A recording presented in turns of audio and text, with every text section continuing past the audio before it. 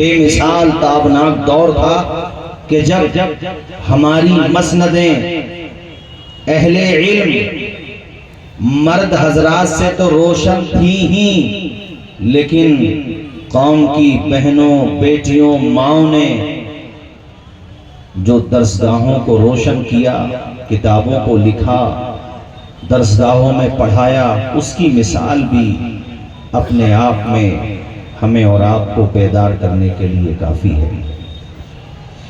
ایک نام ہے حفصہ بنت سیرین۔ کیا نام بتایا؟ زور سے بولو آپ بھی۔ حفصہ بنت سیرین، یہ محمد بن سیرین کی بہن ہے اور وہ بہت بڑا نام ہے، اہل علم جانتے ہیں۔ ان کے گھر کا ماحول ایسا دینی، تعلیمی اور مطالعے کا اتنا ذوق کہ جب انہوں نے آنکھیں کھولی ہیں تو تلاوت قرآن کی لوریاں دی گئی ہیں۔ ہمارے ہاں تو ٹک ٹاکر بن رہی ہیں بیٹیاں، ہمارے یہاں اللہ کی پناہ، اور کتنی بیٹیاں ٹک ٹاک کے ذریعے، سوشل میڈیا کی الگ الگ سائٹس کے ذریعے ارتداد کے راستے پہ چلی گئی، معاذ اللہ۔ انہوں نے اپنا دین بھی چھوڑ دیا، معاذ اللہ۔ کیسا بدترین دور آ گیا۔ سب سے بڑی اگر آج ہمارے سامنے کوئی سمسیا ہے تو وہ یہی ہے، ارتداد والی۔ میری قوم کی بیٹیوں سنو، حفصہ بنت سیرین، قرآن کی لوریاں سنی رحمانی صاحب انہوں نے آنکھیں کھولتے ہی، اور آپ کو حیرت ہوگی 12 سال کی عمر ان کی ہوئی تھی، صرف 12 سال کی۔ اپنے وہاں پہ تو 12 سال کے بچوں میں آپ کیا شعور دیکھتے ہیں، پاکی ناپاکی کا انہیں پتہ چل جائے تو بڑی بات ہے۔ یہاں حفصہ بنت سیرین ابھی صرف ان کی عمر ہے 12 سال، صرف 12 سال۔ الحمد سے لے کر والناس تک پورے قرآن مجید کی وہ حافظہ ہو گئی تھی، سبحان اللہ۔ زور سے بولیے نا سبحان اللہ۔ اور صرف آیات کی، الفاظ کی حافظہ نہ ہوئی تھی۔ کوئی یہ بھی کہہ سکتا ہے کہ حضرت 12 سال میں بہت سارے طلباء بھی حافظ ہو جاتے ہیں۔ ہمارے ماشاءاللہ تشریف رکھیے موادانی صاحب۔ تو حفصہ بنت سیرین الحمدللہ 12 سال کی عمر میں ایسی حافظہ ہوئی کہ وہ معانی کی بھی حافظ تھی، مطالب کی بھی حافظ تھی۔ مطلب یہ ہوا کہ 12 سال کی عمر میں انہوں نے قرآن کا حافظہ بھی کر لیا تھا اور قرآن کی تفسیر بھی سمجھ لی تھی، معانی کو بھی سمجھ لیا تھا، صرف 12 سال کی عمر میں۔ اور قرات سبعہ کی ماہرہ تھی۔ ان کے بھائی محمد بن سیرین کی بھی درسگاہ لگتی تھی، ہزاروں ہزار طلبہ ان کی درسگاہ میں استفادہ کرتے تھے، تعلیم حاصل کرتے تھے۔ اور جب فن قرات میں کوئی معاملہ درپیش آ جاتا کہ اس آیت کو کتنی طرح سے پڑھا جا سکتا ہے، اور قرات کے حوالے سے کوئی معاملہ ایسا درپیش ہوتا کہ جو ان کے علم سے باہر ہوتا، تو دین نگر پور میں آئے ہوئے آج کے اس مقدس عرس میں تشریف لانے والے تمام زائرین سامعین میں آپ کو بتاؤں کہ محمد بن سیرین جس سے استفادہ کرتے اور اپنے علم کی پیاس بجھاتے، جس بارگاہ میں وہ حاضر ہوتے، وہ کوئی اور بارگاہ نہیں تھی بلکہ ان کی بہن حفصہ بنت سیرین کی بارگاہ تھی۔ اور جا کر کے کہتے تھے بہن ذرا یہ قرات کا مسئلہ درپیش ہے، اس کا حل بتا دیجئے۔ آپ اندازہ لگائیے کیسی عظیم وہ قاریہ تھی، کتنی الحمدللہ ان کی تلاوت ایسی ہوتی تھی۔ یہ صرف ایک خاتون نہیں ہے میرے ساتھیوں، علامہ ابن الجزری جن کا نام فن قرات میں آب زر سے لکھا ہوا ہے، وہ کہتے ہیں میں نے اپنی بیٹی سلمہ کو اس طرح سے قرآن پڑھایا ہے کہ میری بیٹی قرات سبعہ تو جانتی ہی ہے، قرات عشرہ کی بھی وہ جانکار ہے۔ اس کے بعد علامہ ابن الجزری کہتے ہیں کہ میرے علم میں آج کی تاریخ میں خواتین تو خواتین ہیں، مردوں میں بھی کوئی ایسا قاری نہیں ہے جو میری بیٹی سے ہمسری کا مقابلہ کر سکے کہ میں فن قرات سلمہ بنت ابن الجزری سے زیادہ جانتا ہوں. کیسا ماحول انہوں نے دیا تھا. میرے عزیز ساتھیوں، یہ ایک دو مثالیں نہیں ہیں. آپ کتابیں پڑھیں گے تو آپ کے سامنے سینکڑوں مثالیں ملیں گی. ایک نام آپ کو میں اور بتاتا ہوں. ان کا نام ہے فاطمہ. ان کے والد کا نام ہے شیخ علاء الدین سمرقندی. اللہ اکبر. یہ فقہ حنفی کے بڑے عظیم امام گزرے ہیں اور یہ جو ہے 5ویں صدی ہجری کے بڑے نابغہ روزگار امام تھے. بڑے بڑے فقہا ان کی درسگاہ میں آ کر کے فیض حاصل کرتے تھے اور تشنگان علوم ان کی بارگاہ میں آ کر کے اپنی تشنگی بجھاتے تھے. انہوں نے ایک بڑی زبردست کتاب لکھی تھی جس کتاب کا شہرہ دور دور تک ہو گیا تھا. اس کتاب کا نام تھا تحفۃ الفقہا. انہوں نے اپنی بیٹی فاطمہ کو اس طرح سے زیور علم سے آراستہ کیا تھا، ایسی تربیت دی تھی، اپنی بچی کو مطالعے کا ایسا ذوق دلایا تھا، اپنی بیٹی شہزادی کو اس طرح سے سینچا تھا اور ایسا ان کو عالمہ بنایا کہ وہ صرف عالمہ نہ بنی، زبردست فقیہہ بن گئی. آپ کو حیرت ہوگی سن کر کہ اپنے وقت کا عظیم فقیہ جس کی درسگاہ میں ایک وقت میں 5,000 سے زیادہ طلبہ حاضر ہوتے تھے، ان کے پاس جب کوئی سوال آتا تھا تو اپنی بیٹی سے مشورہ کرتے تھے، بیٹی اس کا جواب یہ ہوگا کہ نہیں ہوگا. بیٹی جب ڈن کر دیتی تھی اور کہتی تھی ابا اس کا جواب یہ نہیں یہ ہوگا، اس کا جواب ایسے نہیں ایسا لکھا جائے گا، اس سوال کے بارے میں جزیہ فلاں کتاب کے اندر موجود ہے، امام اعظم کی رائے یہ ہے، امام محمد کی رائے یہ ہے، امام ابو یوسف کی رائے یہ ہے. تو باپ اتنا خوش ہوتا تھا کہ فرد مسرت میں اپنی بیٹی کو کھڑا کرتا اور ان کی پیشانی کو چوم کے کہتا تھا کہ مالک ہر عالم کو ایسی بیٹی عطا کرے جیسی بیٹی اللہ تعالیٰ نے مجھے عطا کی. فاطمہ نام تھا ان کا. اور سنو ان کے گھر سے جب فتاوہ جاری ہوتے تھے تو جیسے آج بھی رواج ہے مفتی ایوب صاحب قبلہ کوئی فتوہ جامع مہینے سے جاری کریں یا منظر اسلام سے ہمارے استاذ گرامی حضرت مفتی عاقل صاحب قبلہ کوئی فتوہ جاری کریں یا جامع الرضا سے کوئی فتوہ جاری ہو تو جو فتوہ لکھتا ہے اس پہ دستخط ہوتے ہیں، کتبہ فلان، جس نے بھی لکھا ہوتا ہے کہ یہ فتوہ فلان نے لکھا، کہ تصدیقات ہوتی ہیں. آج بھی رواج ہے والحمدللہ. ان کے گھر سے جو فتوہ جاری ہوتا تھا تو اس میں صرف شیخ علاء الدین سمرقندی کا نام نہیں ہوتا تھا بلکہ شیخ علاء الدین سمرقندی کے نیچے ان کی بیٹی فاطمہ کا بھی نام ہوا کرتا تھا. اور ایک بات میں نے کل اور پڑھی، نہیں میرے علم میں نہیں تھی یہ بات مگر میں حیرت میں پڑ گیا اور وہی ماحول بن جائے اس کی اپیل میں رحمانی صاحب قبلہ سے بھی کروں گا جو سوزے دروں رکھتے ہیں، فکر رکھتے ہیں. قوم کی بیٹیوں کے ہاتھوں میں قلم آئے. اب بھی فون پہ بات ہوئی 2-3 دن پہلے تو یہی کہا کہ قوم کی بیٹیوں میں علم کا جذبہ پیدا ہو، ہماری بچیاں غیروں کے سازشوں کا شکار نہ بنے، ہمارے پاس اپنے تعلیمی ادارے ہوں تو میں کسی اور سے شکوہ کیوں کروں. رحمانی صاحب نے مجھ سے کہا کہ میں کسی اور سے شکوہ کیوں کروں، میں چاہتا ہوں کہ اس اندھیرے میں ایک محبت کا دیپ میں خود ہی نہ جلا دوں. تو انہوں نے جلانے کا کام کیا ہے اور دین نگر پور اور آس پاس کے لوگ ان کے بازو تھام لو، ان سے کہو حضرت ایک شمع جلائی ہے، ایسی شمع روشن کرو کہ دین نگر پور کے ذریعے قوم کی بیٹیوں کو اس طرح تعلیم سے آراستہ کیا جائے کہ پورے بھارت میں دین نگر پور کا نام تعلیم کے اعتبار سے بھی مشہور ہو جائے. ذرا ہاتھ اٹھا کے ان کی تائید تو کر دو، ذرا ہاتھ اٹھا کر. مجھ سے پرسوں یہی کہہ رہے تھے کہ حضرت بیٹیوں کے حوالے سے بولنا ہے، میں اسکول بنانا چاہتا ہوں جس میں دونوں طرح کی تعلیم ہو. یار کیسے نہیں بن سکتا، ہم ماحول بنانا چاہیں تو.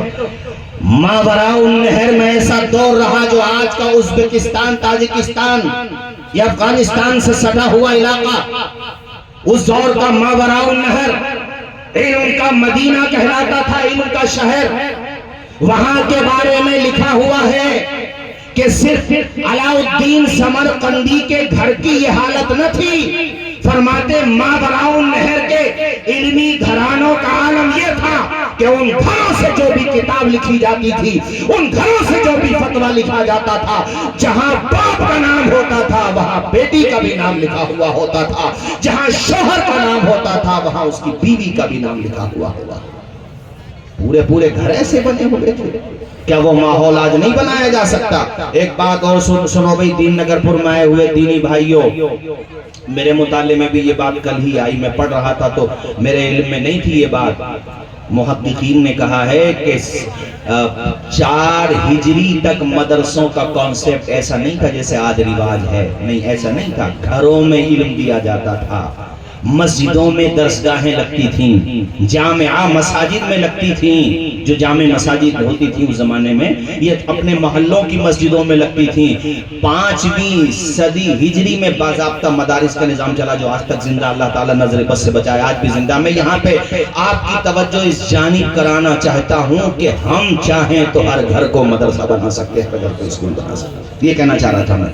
ہم چاہیں تو ہر گھر کو علم کے چراغ سے روشن کر سکتے ہیں.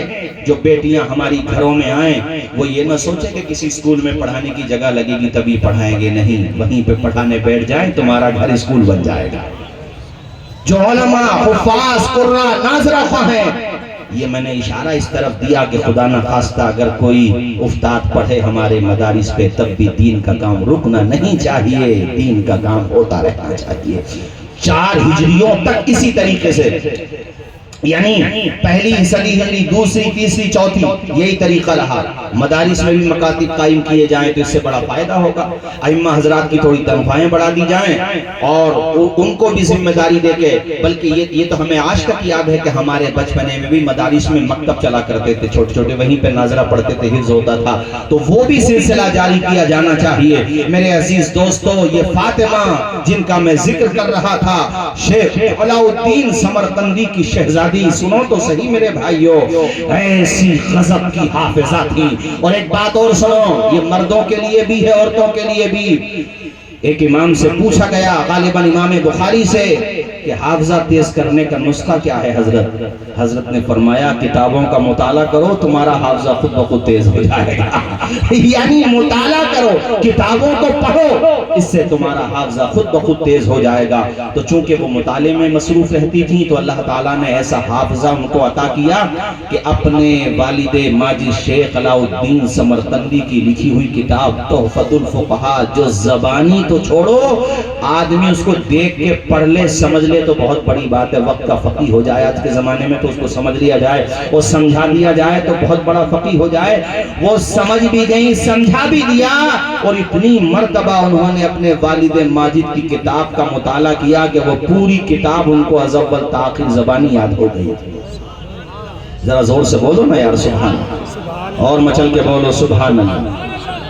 ان کے گھر پہ اپنے وقت کے جو اس زمانے کے وزراء تھے، جس کو ہم لوگ پریسیڈنٹ کہتے ہیں، سمرقند کا خلیفہ، بخارا کا خلیفہ، آس پاس کی ریاستوں کے خلفاء، جن کے اشارے ابرو پہ لوگ گردش کرتے تھے، ان کے پیغامات آئے کہ امام علاء الدین سمرقندی اپنی بیٹی کا نکاح ہمارے بیٹے کے ساتھ کر دو جو وقت کا پریسیڈنٹ خلیفہ ہے.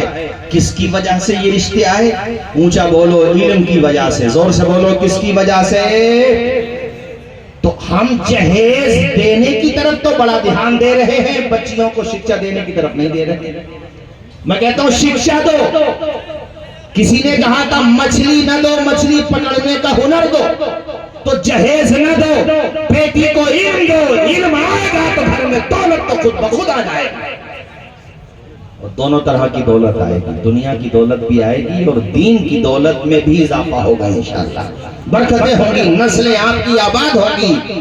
ان کا جب نکاح اور شادی کا معاملہ پیش آیا تو بڑے بڑے امیروں، یار پریسیڈنٹ سے زیادہ طاقت کس کی ہوتی ہے وقت کے اعتبار سے؟ میں نے کہا وقت یعنی خلفاء کے، مگر آپ نے ریجیکٹ کر دیے. آپ نے کہا میری بیٹی اتنی بڑی فقیہہ اور میں ایک جاہل کے ہاتھ میں ہاتھ دے دوں دولت کی بنیاد پر؟ اس میں ہمیں آپ کو بھی سیکھ ملتی ہے کہ رشتوں میں صرف دولت نہ دیکھو، لڑکے کو بھی تو دیکھ لو یار. ایسا نہ ہو کہ دولت بہت ہے اور مینٹلٹی اس کو پتہ چلا کچھ پرابلم ہو گئی، اس کو پریشانی آ گئی. اس کو دیکھ تو لو کچھ پڑھا لکھا ہے کہ نہیں، نمازی ہے کہ نہیں، دین کا کچھ جذبہ رکھتا ہے کہ نہیں. جن لوگوں نے محض دولت کے لالچ میں بیٹیوں کے ہاتھ دیے ہیں نتیجے اچھے نہیں آئے اس کے. اور جنہوں نے دین دیکھا ہے رب نے انہیں دنیا، ان کو دولت سے بھی نواز دیا ہے. آپ نے کہا کہ میں کسی جاہل کے ہاتھ میں دولت کی بنیاد پر اپنی بیٹی کا ہاتھ نہیں دوں گا۔ آپ کے ایک شاگرد تھے، ان کا نام ہے ابو بکر ابن مسعود کاسانی، اور وہ بھی اتنے بڑے امام ہیں، ابھی بتاؤں گا کتنے بڑے امام ہیں۔ ان کا رشتہ آیا، آپ نے رشتے کو پسند کیا، مگر آپ نے کہا کہ ابو بکر ابن مسعود کاسانی سے کہو کہ وہ اگر میری بیٹی سے نکاح کرنے کے متمنی ہیں تو میری بیٹی اتنی بڑی فقیہہ ہے کہ اسے میری کتاب تحفۃ الفقہاء زبانی یاد ہے۔ تم تحفۃ الفقہاء کو کتنا سمجھے ہو اس کتاب کو، یہ سمجھانے کے لیے زبانی نہیں، مجھے تحریر میں آپ پورا چیپٹر تحریر لکھ کر کے دو۔ تو انہوں نے اس کتاب کی جب شرح لکھی تو اس پوری شرح کا نام ہی ہو گیا بدائع الصنائع، اور اتنی بڑی وہ شرح ہو گئی کہ علامہ شامی کہتے ہیں کہ فقہ حنفی میں بدائع الصنائع اپنی مثال آپ ہے۔ وہ کتاب ان کی، وہ جب شرح ان کے سامنے آئی، رشتہ ڈن ہو گیا، فائنل ہو گیا، نکاح ہو گیا۔ سنو میرے ساتھیو، ان کے بارے میں، امام کاسانی کے بارے میں علامہ شامی جیسے بڑے بڑے وقت کے فقہاء تعریف کے قصیدے لکھ رہے ہیں۔ اتنے عظیم فقیہ مگر اپنی بیوی سے کم تھے علم میں، بیوی زیادہ تھی علم میں۔ اس کا ثبوت اس سے ملتا ہے کہ لکھا ہے ان کے بارے میں، ان کی زوجہ جن کا نام فاطمہ ہے، ان کے بارے میں لکھا ہے انہا کانت تنقل نقلا جیدا، کہ حضرت فاطمہ بنت علاء الدین سمرقندی امام اعظم ابو حنیفہ کے مذہب کو بہت اچھی طرح سے نقل کیا کرتی تھی، فقہ حنفی کو بہت اچھے انداز میں سمجھاتی تھی۔ وَكَانَ زَوْجُهَا الْقَاسَنِي رُبَمَا يَهِمُ فِي الْفَتْوَى، اور ان کے شوہر جن کا شہرہ دور دور تک تھا، جو آسمان فقاہت کے بدر منیر تھے، جن کے بارے میں علامہ شامی نے تعریف کے الفاظ کہے بدائع الصنائع، ان کی فقاہت پر بین ثبوت ہے۔ ان کے بارے میں لکھا ہے ربما یہم فی الفتویٰ، کبھی کبھی فتویٰ دینے میں انہیں وہم ہو جاتا تھا، مگر وہ جاری نہ کرتے تھے، پہلے اپنی بیوی کو دکھایا کرتے تھے۔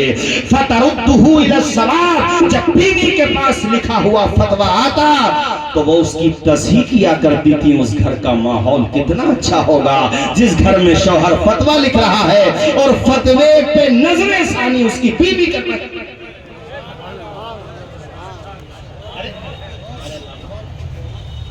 ہمارے علامہ قاسم صاحب ماشاءاللہ پورا اسٹیج علماء سے بھرا ہوا ہے، اور یہاں اجازت دو تو میں کہہ دوں ہمارے رحمانی صاحب علامہ غلام رحمانی مصباحی ازہری الحمدللہ خود بھی عالم ہیں، اور اللہ تعالیٰ شاد و آباد رکھے، اللہ ان کو خوش رکھے، بڑا دین کا درد رکھتے ہیں۔ سنو لکھا ہوا ہے کتاب میں ربما یہم فی الفتویٰ، انہیں تو وہم ہو جاتا تھا، فَتَرُدُّهُ إِلَى زَوْجِهِ، پھر وہ اپنی بیوی کے پاس پیش کرتے تو ان کی بیوی جو ہیں اس کو صحیح انداز میں فَتَرُدُّهُ إِلَى الصَّوَابِ، ہاں ان کی بیوی جو ہے فتوے کو درست کر دیتی تھی، اور یہی نہیں وَتُعَرِّفُهُ وجہ الخطا، اور اپنے شوہر کو یہ بھی بتاتی تھی کہ آپ سے یہ مسٹیک ہو گئی، آپ سے یہ غلطی ہو گئی، استدلال کرنے میں، استنباط کرنے میں، فہم مسئلہ میں آپ سے یہ چوک ہو گئی، تو وہ شکریہ ادا کرتے تھے۔ اور جانتے ہو فائنل ڈیسیزن کس کا ہوتا تھا؟ ان کی بیوی کا ہوتا تھا۔ وَعَلَى الْفَتْوَى خَطُّهَا وَخَطُّ أَبِيهَا وَخَطُّ زَوْجِهَا، اور فتوہ جب جاری ہوتا تھا تو اس فتوے پر اس بیوی کا دستخط ہوتا تھا، ان کے والد علاء الدین سمرقندی کا دستخط ہوتا تھا، اور ان کے شوہر امام ابو بکر ابن مسعود کاسانی کا بھی دستخط ہوا کرتا۔ ذرا زور سے تو بولو یا سبحان اللہ۔ ابھی ایسا تو نہیں ہے زیادہ گاڑی گفتگو ہو گئی ہو، سمجھ میں بھی آ رہی ہے کہ نہیں آ رہی ہے آپ لوگوں کو؟ تربوز ہلا رہے ہو، زبان نہیں ہل رہی آپ لوگوں سے، اب فقط چہروں پہ رہتی ہے زمانے کی نظر۔ ہمارے علامہ مظفر صاحب ماشاءاللہ اللہ انہیں شاد و آباد رکھے، ہمارے غلام رحمانی صاحب کی عادت و اخلاق ماشاءاللہ، علم تو ہے ہی، عادت و اخلاق بھی اتنا پیارا ہے کہ جو ان کے ساتھی ہیں جتنے بھی ہیں کہیں جائیں نہ جائیں مگر یہاں ضرور آتے ہیں الحمدللہ۔ اور میں بھی آ گیا، حالانکہ میرا پروگرام دوسری جگہ ہے مگر مجھے وہیں جانا ہے۔ اب بہرحال مجھے بھی گزر کے تو ٹیم نگر پور سے ہی جانا رہتا ہے نا بھائی، تو اس لیے میں نے کہا بھیا 15 منٹ بولو 20 منٹ بولو، جانا ضرور ہے، کیونکہ رشتہ ان کا ہمارے ساتھ بڑا خاص ہے اور ہمارا ان کے ساتھ بہت خاص ہے۔ تو ایسا ماحول آپ بھی بنائیے نا یار اپنے گھروں کا، دینی ماحول۔ یہ ہمارے اسلامی بھائی بیٹھے ہوئے ہیں، اللہ ان لوگوں کو شاد و آباد رکھے، بڑا کام کر رہے ہیں یہ لوگ ماشاءاللہ، قافلے بھی لے کے جاتے ہیں، اور بچوں کے لیے بھی میں نے شاہجہان پور میں ان کا ادارہ دیکھا ایک ماشاءاللہ، ہمارے مولانا عطاء المصطفیٰ صاحب وہاں پڑھا رہے ہیں، بہت اچھا کام کر رہے ہیں، اور اس میں رانچی میں بھی ماشاءاللہ جگہ جگہ ان کے ادارے ہیں، ماڈرن ایجوکیشن بھی ہے، دونوں طرح کی تعلیم ہے۔ آؤ بھائیو بس ایک دو بات اور اس کے بعد پھر میں گفتگو ختم کرتا ہوں، ذرا بلند آواز سے ایک مرتبہ بولیے زور سے، یا رسول اللہ، ہاتھ اٹھا کے بولو یا رسول اللہ۔ اللہ تعالیٰ شاد و آباد ہو۔ کہ بس آخری بات، جو لوگ حدیث شریف کے بارے میں تھوڑی سی بھی نالج رکھتے ہیں تو میں آپ کو بتاؤں کہ علم حدیث میں بہت بڑا کام کیا ہے، اور حدیث سے ریلیٹڈ ایک فن ہوتا ہے فن اسماء الرجال، یہ بہت مشکل ہوتا ہے، یہ سمجھ لو کہ سب سے سخت